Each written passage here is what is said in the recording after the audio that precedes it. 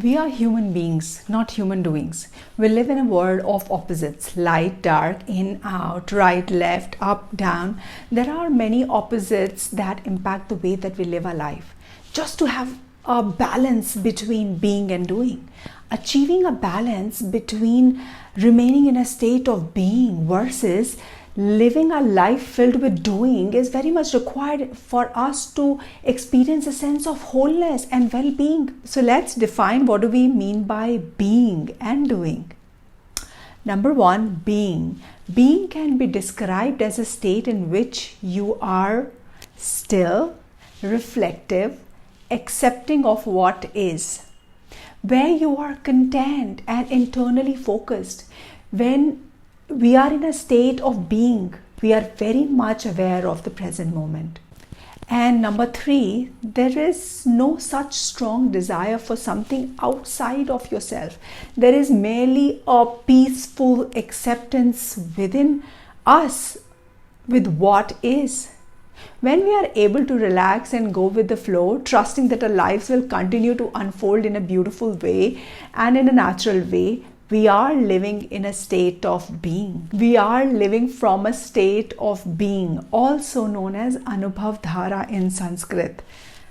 Doing, on the other hand, is more intense state where action reigns supreme, where we feel compelled to do, to strive, to achieve, to be constantly looking outside of ourselves. It is future oriented. A belief that my intrinsic value lies in what I do, not in who I am. And I and others like me buy into this statement. We must, as a result, be in an everlasting motion of complete doing. Because when we stop doing, when we stop producing, we stop having worth.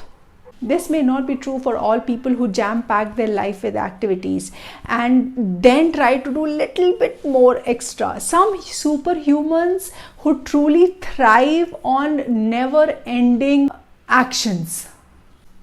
But for many people who desperately want to rest but can't slow down without a feeling of anxiety, bordering on terror, they need to overcome this unhealthy belief. It is not selfish to take time to rest. It is necessary to fill yourself so much so that you can share it with the world. One of the things that it has helped me to internalize this concept of being and trusting the divine force is this picture of a masculine man holding this newborn baby in his arm. And whenever I glance at this picture, I visualize myself as being held in the arms of God. No matter how many candles are on my cake and how many certificates I gather on the wall or how many videos I make in this grand scheme of things, I have very little control. But the most beautiful about this realization is that I am and will always be a wonderful, special, compassionate and precious just being me. Just being Radha. You and I don't have to prove our worth or earn it. We are priceless because we exist, just like this newborn. It is our light, not darkness, that mostly frighten us.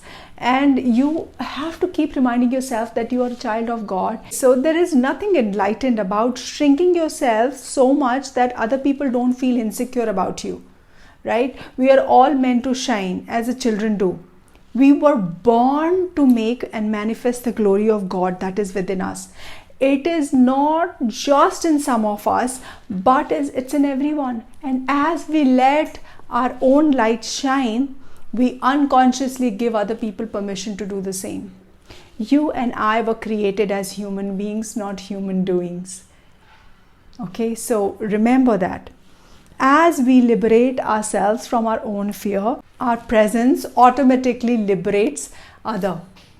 So be mindful of people around you and focus on your beings, not doing all the time.